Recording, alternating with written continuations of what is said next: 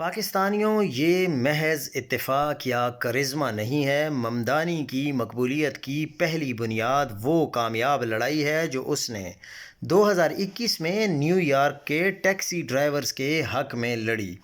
New York میں taxi چلانے کے لیے خصوصی اجازت نامہ درکار ہوتا ہے جسے میڈالین کہا جاتا ہے۔ یہ نظام 1930 کی دہائی میں اس مقصد سے متعارف کرایا گیا کہ شہر میں ٹیکسیوں کی تعداد محدود رکھی جا سکے۔ وقت کے ساتھ اس کی مانگ بڑھتی چلی گئی۔ 2000 کی دہائی میں ایک میڈالین کی قیمت 10 لاکھ امریکی ڈالر تک پہنچ گئی۔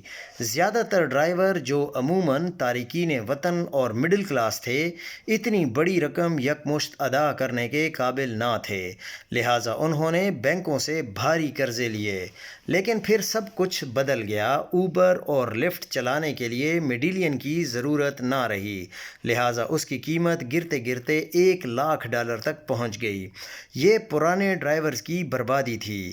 ان کی ٹیکسی سروسز کی کمائی کم ہونے کی وجہ سے اب وہ قرضے اور سود ادا کرنے کے قابل نہ رہے۔ حالات اس قدر خراب ہوئے کہ چند ایک نے خودکشی تک کر لی۔ انہی حالات میں اکتوبر 2021 میں ممدانی نے ان مظلوم ڈرائیورز کے ساتھ کھڑے ہونے کا فیصلہ کیا۔ نہ صرف حمایت کی بلکہ خود بھی 15 دن کی بھوک ہڑتال میں شریک ہوا۔ یہ جدوجہد رنگ لائی۔ نیو یارک انتظامیہ نے ایک تاریخی معاہدہ کیا جس کے تحت ڈرائیورز کے قرضے $1,70,000 اور ماہانہ قسط قریباً $1,100 تک محدود کر دی گئیں۔ ڈرائیورز کے لیے $65 ملین کا ریلیف پروگرام بھی شروع کیا گیا۔